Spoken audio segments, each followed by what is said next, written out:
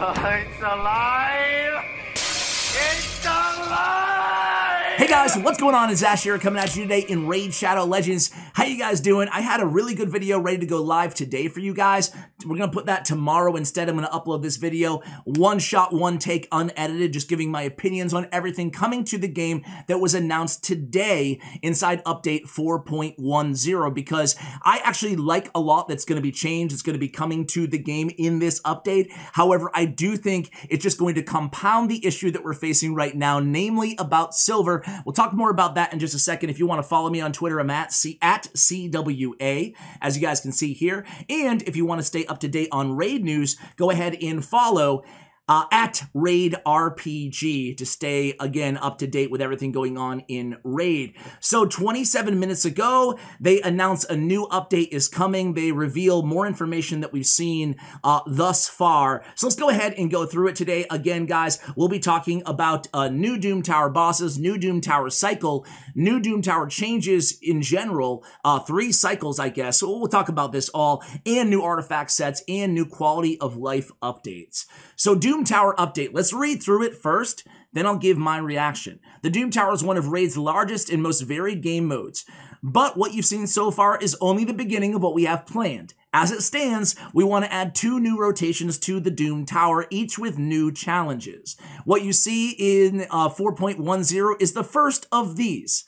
It will feature 2 new bosses, 2 new artifact sets to craft in the Forge, rebalance floors, and some new secret room requirements. Some of the old bosses will return as well, albeit with a different affinity, so be ready to adjust your tactics. Of course, the old Doom Tower you've come to know is not going to disappear either.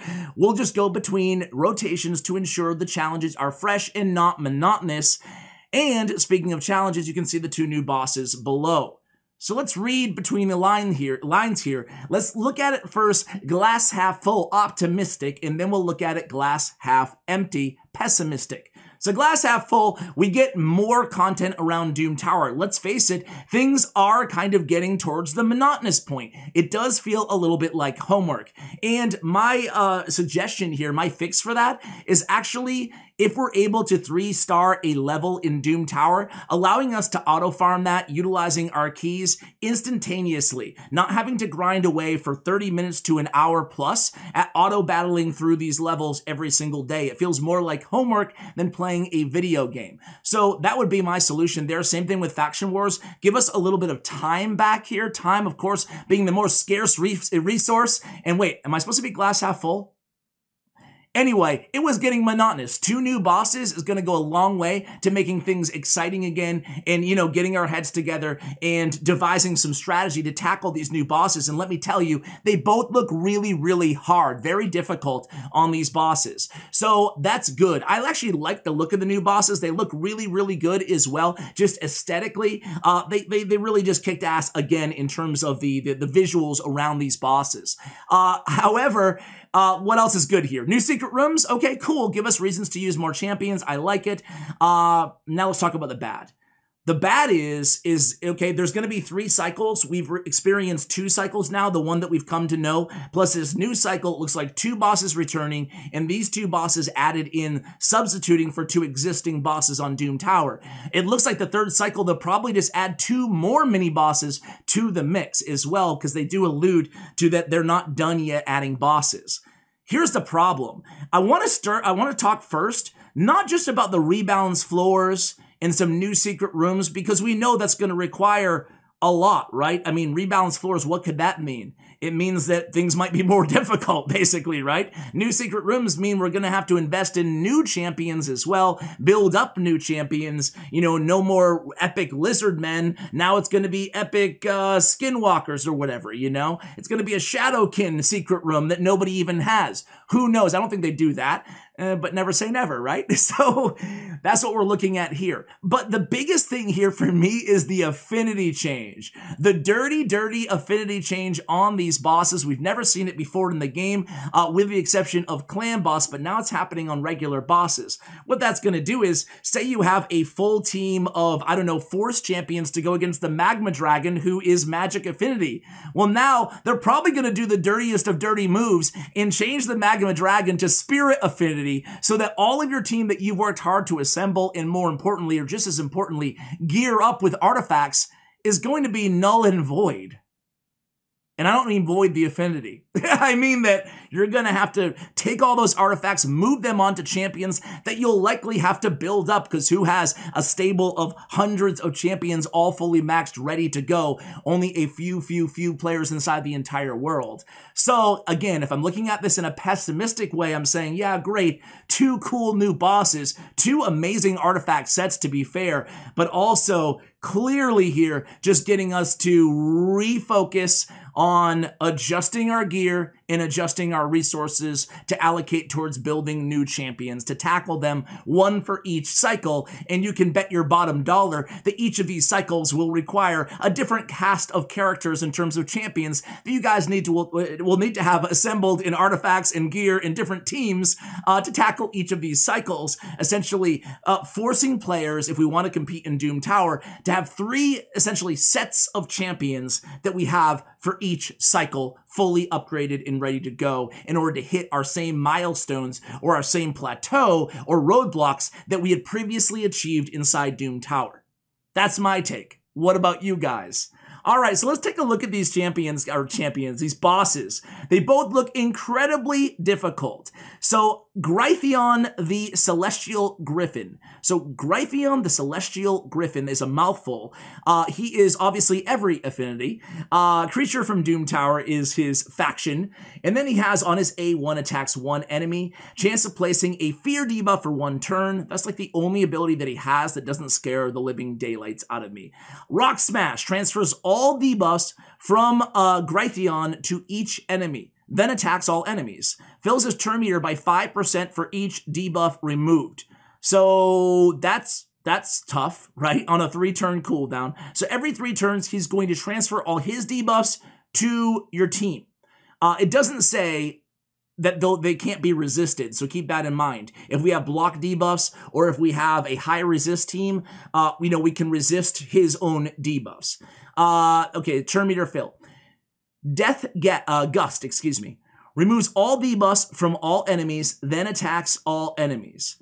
The buff removal, remove all buffs from all enemies, then attacks all enemies. The buff removal cannot be resisted. Ooh. So we can resist the debuffs, but we can't resist losing all of our buffs. However, buffs that cannot be removed, I do not think will be removed by this ability, because that check would go into place first, and I do believe that the wearer would come out victorious there. So shields that cannot be removed, a la the new fusion, I believe he has that ability, right? That will be handy here in this situation. Damage increases by 10% for each buff removed. Ouch! It's going to be very difficult to have a team with buffs on when he goes into this 3-turn Death Gust. You're almost going to have a team where you have like a champion like Seer to remove all your buffs for you every 3 turns. Otherwise, they're going to be hit with an incredibly hard AoE. Divine Strike is passive, or her passive. Attacks, I think it's a him. Attacks an enemy, because I've done some serious anatomical research on this Griffin, and they're all guys, okay? Attacks an enemy whenever their HP drops below 50%. This places a heal reduction debuff on them as well, 100% for 2 turns. That sucks. And that's a passive. So that's going to hurt. Adds 1 Sky Bond onto Grythion at the start of each turn. Also adds 1 Sky Bond buff to Grythion whenever an enemy's HP drops below 50%. Each Sky Bond increases his attack, crit rate, crit damage, and speed. Will ignore shield, block damage, unkillable buffs when he gets to 10 or more Skybond buffs. Can stack to 20 Skybond buffs. Skybond buffs cannot be blocked and they cannot be removed. Ouch!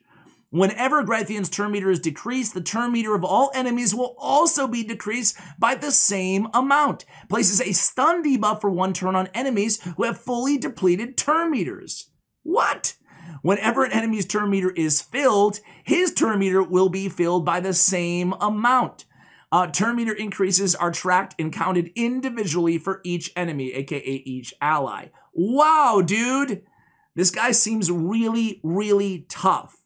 In a way, and I know this is probably not going to be a popular opinion, I kind of like that there's a really tough boss like this because it's really gonna, make us think strategically, not just, load the team up with as many OP damage dealers as possible, although that still might end up being the case. Who knows? I'm not going to predict it. I will say that they actually give a little bit of insight here where it will require micromanagement in dealing with, timing both buffs and debuffs very carefully, and keeping an eye on his Skybond stacks he gains over the course of a battle. Whether you trust speed or toughness to see the team through is up to you.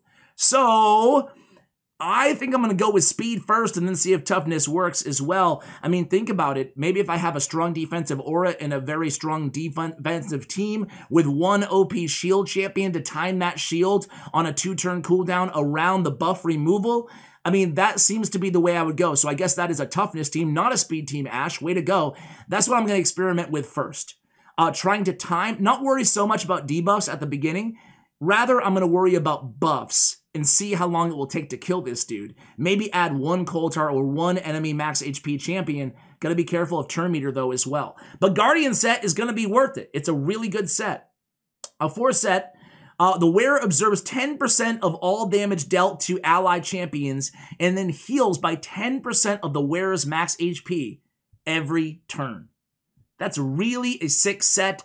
I personally think it's, and I haven't heard anybody else's opinion. This information was just released. So my opinion alone, I think it's one of the best sets, if not the best set that drops right now in Doom Tower. Very, very good. Absorb 10% of damage dealt to all allied champions and then heals. It's a great set to add to any already very good support champion. It's important to remember that the Guardian artifacts will not affect damage inflicted by poison or HP burn effects. Okay, still a great set. All right, Iragoth the Eternal Dragon. This is the other boss. So again, we don't know the affinity yet. On the A1, Spike Storm. Attacks all enemies, places a block cooldown skills debuff for 1 turn. Okay, so we're starting out like that, huh? On the A2, Spirit Rush. Attacks all enemies, inflict bonus damage for each turn remaining on all enemy skill cooldowns, plus 20% damage for each turn of cooldown. Yikes! Place a fear debuff on enemies who have no skills on cooldown. All right, very, very interesting there. These fear and the block cooldown skills can be removed so far, though. Keep that in mind. Attacks all enemies on the A3 as well, so 3 AoE attacks. Puts all enemy skills on cooldown. Fills turn meter by 5% for each remaining on all enemy skills cooldown. For each turn remaining, excuse me. So wow, that's a lot. He's doing a lot there. Very intimidating boss. Let's take a look at all these incredible passives as well. So Conjure Souls, the first passive, summon 3 minions at the start of each turn. 1 priest and 2 guards. He can have a maximum of 3 minions in battle at any one time. Places an Eternal Rage buff on Iragoth for 2 turns if only 1 priest is summoned or no minions are summoned by this skill. So Eternal Rage buff increases his speed and causes him to ignore unkillable block damage shield and ignore 50% of the target's defense when attacking. So what is that doing? It's negating the possibility of us using, block revival abilities on these guards, right? Because he's summoning 3 minions at the start of every turn. And then if they're not summoned, he gets Eternal Rage, which sounds like a nightmare of all nightmare scenarios. Consume Soul. At the start of each turn, sacrifices an Eternal Priest, resets the cooldown of all his skills, and grants an extra turn.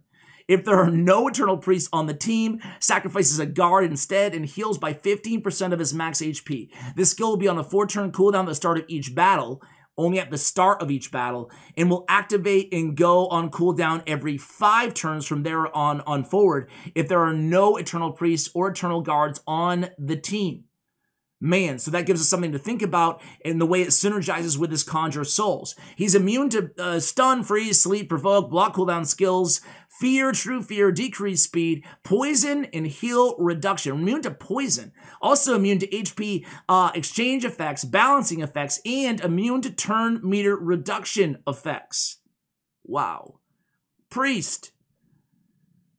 The Priest, what he does is place a block cooldown skills on his A1 to 1 enemy. On his A2, on his passive, resets the cooldown of all enemy skills when this champion is killed by an enemy. So whoever kills the priest gets a full skill turn. What am I trying to say? Cooldown. There we go. A full cooldown on every skill. These minions on the A1 attacks all enemies, plays a decreased defense for 2 turns, also plays a provoke debuff for 1 turn on enemies under block cooldown skills. Good God! Decreases the damage taken by all allies from AoE attacks by 75%. That's his passive. This guy seems impossible. Wow, man. I can't wait to see him in game. As you can see from the spotlight table, Iragoth thrives on messing with your team's active skills and taking advantage of that. To make matters worse, he has 3 adds to consider at all times. Fail to kill them before he uses his Conjure Souls and consumes soul skills, and you'll be in deep trouble. They do mention something here strategically, though. On the bright side, he is not immune to cooldown increase skills. That's going to be the key to taking this dude down. So you can use them to your advantage. And if you can manage to kill the Eternal Priest at the right moment, you'll get your entire team's skills taken off cooldowns. You should you should defeat Iragoth, the Dragonbone, so you can collect this amazing Bloodthirst set. Okay, so first of all, they do open the door to some strategy potential here. It does seem like having a cooldown increase skill debuff on your team is going to be pretty much mandatory when facing this dude. If you guys disagree with me, I'd love to hear your rationale behind that. Bloodthirst set. A 4-set piece. Heals by 30% of the damage dealt, so it's lifesteal. Plus 12% crit rate. So an improved lifesteal set, let's face it, lifesteal is already a very, very good piece of gear, a good set. So adding an improvement to a very good set, it'd be like them coming out with a better speed set. It's really, really good. So Bloodthirst is one of the better sets in the entire game. So again, 2 incredibly good sets to go along with 2 incredibly good bosses. Here is the list of quality of life improvements that will go live with the update. Filters for foul language. Clan leader will be able to, wait a second here. Language, activity, and power will be added to the clan search tab. My bad. Language like what you're speaking, not foul language. Ash, how about you read instead of just skim, dude? Clan leader will be able to set clear player power requirement to join the clan. Suggested clans will be displayed based on the player's power. That's good. Players who are not part of any clan will get a quick join option. Allow them to join the first clan from their suggested list. Clan leaders will be able to activate clan promotion for 48 hours. It's kind of like a built-in way to recruit, which is much needed. Players will be able to send an application to other clans, even if they're a part of another clan at the time. I actually like this change. I don't see it as a threat to current clans, but a way for people to kind of scout out their options and a way for all clans to remain more active and the best, most active clans, whether you're a top clan or a mid-level clan or a clan just starting out, to retain players who are actually active in that clan. The members tab will display the last login time for every player in the clan. That's good. Clan invitations in the global chat will be available. That's probably good, but will probably lead to a bunch of spam in global chats, even worse than it is dramatically right now. Clan invitation will be available in the player info tab, so you can go ahead and invite any player just by clicking on them. That's cool as well. So a lot of good quality of life improvements in that regard. Doom Tower ranking and best team info will now display the number of turns it took a player in question to beat the floor instead of the amount of time. Will be implemented a short while after the release date. How do you guys feel about this one? I know it's like a small little whatever change. I actually like it more, I think. We'll see what happens when it goes into the game. Battle Result tab will display the number of turns taken to beat stages as well as the overall time. I like adding in turns. I like that because what it does is it rewards moving off of auto attack and using some strategy, right? You can take 20 minutes per turn if you want to, like a chess match without a timer, and just really get into the strategy and still go for the overall like leaderboards, right? In the penultimate battle with Iragoth, the Nether Spider, her max HP will be decreased in the hard difficulty Doom Tower. Floor 60 for the current rotation, 70 for the upcoming one.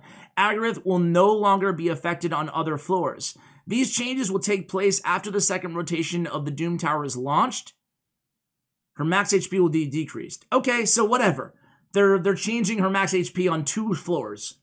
Nothing to really read into there. Guys, that is going to do it for this video. I threw a lot of information at you guys and gave you a lot to think about. What do you think of these new bosses? Are you excited for these new cycles? Do you see the same kind of warning signs that I do regarding resources? Do you look at this glass half full or glass half empty? Overall, I can't wait to hear from you guys in the comments below. Thank you so much for watching. And as always, take care, guys.